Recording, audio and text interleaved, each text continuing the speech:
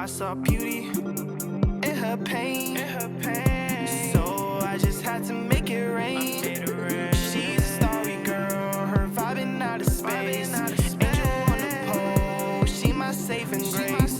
Told her, baby girl, you know I'm switching lanes. She said, honey, you ain't been mixing strains. I wanna save her, but I can't. You know I can't. I wanna save her, but I can't. No, I can't. We are back. We're back. It's them dose of reality, boys. Hold on, let me get cool real quick. All right, now I'm really ready to record. He's vibing. He's vibing. Again with this vibe and stuff, huh?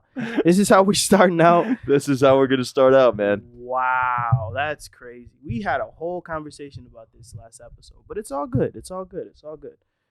So, how you doing, buddy? I'm okay, bro. I'm okay. I can never really complain, to be honest with you. Absolutely. I mean, who's gonna listen? And what does it do you any good? Honestly, nothing. Right. So Let's get into the meat of it, though, man. Let's get into the meat of it. your boy, Mr. Jack Harlow, Yes, sir. about a week ago, dropped his second album, which is called Come Home, The Kids Miss You. And he's been getting a lot of bad reviews on it. I really like the album, though, to be honest with you. I enjoyed it as well. I would definitely give it a solid 7.5 out of 10. I thought it was a good album.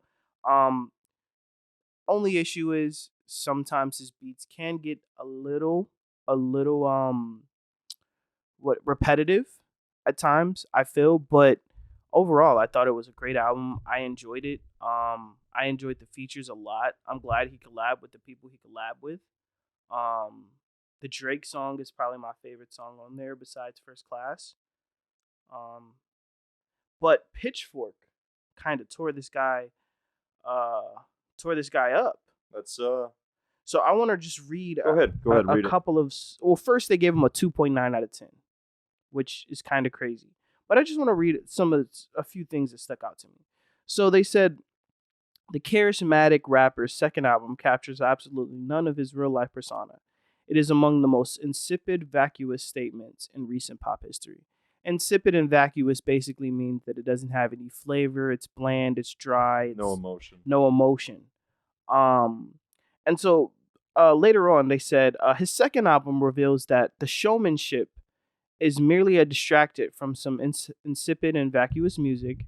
Harlow's charisma does not translate onto the record, and instead we're left with a one-trick pony without a discernible trick.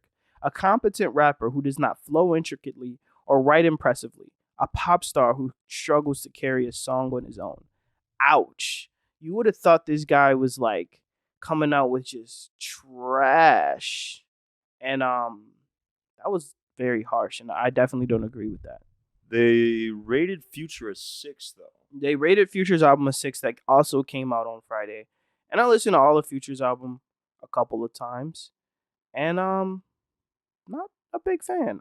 There was one song on there that I really enjoyed, the Wait For You song with him, Drake, and Tim's. Besides that, it's kind of meh. I'm not a really big fan of Future, though, so. Well, I wouldn't say I'm a big fan of Future. I do enjoy Future a lot. I do enjoy Future. I have listened to a lot of his other albums and enjoyed them a lot more. I think Future's just fell off since maybe 2018, 2019. Okay. I think he's just fell off. With the Jack Harlow album, I think it kind of points to a deeper problem. And I think later on in this article, whoever wrote the article said that there was a lack of like a turn up music and stuff. And I think because of the way hip hop and pop in general has gone is it's either like you have to have turn up music. I don't think that makes sense, though, man. I know we're in a generation right now of everybody's vicariously living through the life of all these wannabe gangsters and shit like that. But I mean, honestly, bro, I don't think that takes away from. It's almost like he's trying to bring back like '90s music. You know what I mean? Absolutely. And he put on a bunch of goats onto his album, And I don't think that should negatively reflect him either, because I mean, Jack Harlow, he's hot right now in the game. For him to put Absolutely. people like that on his album is just a fulfilling moment to the audience, because not only can they hear more from the people that they've been listening to for years, but at the same time get to see how that collabs with Harlow's music. Yeah, I agree. And I just think that good rapping is under appreciated in this new era. Like, it's all about the I want to use a lot of auto tune. I want my songs rocking out in the clubs and stuff like that. And lyricism has slowly but surely just become underappreciated.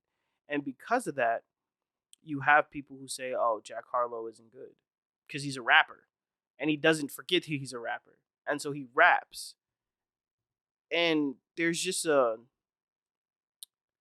true, like, I don't want to say innocence because it's not innocence, but just an old school feel to how he approaches his music. I mean, he had a song on there with Justin Timberlake. He did. Like, it sounded like an older school 90s kind of Hip hop R&B R&B pop album. And I think that's just underappreciated in this day and age because, like I said, everybody's so in tune with your Young Thugs and your Gunnas and your Lil Babies, who are going to give you a different type of music. And I enjoy that type of music as well, but I also enjoy the lyricism that a guy like Jack Harlow provides.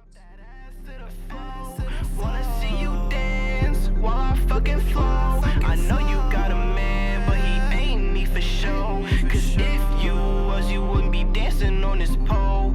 You deserve all the cash, need a max contract. Doing splits in them hills, yeah, I like it like that. Make me pay all your bills, damn, you got it like that. Pretty face, thick as fuck, damn, I had to have that. All this money in my safe, you can paper bag that.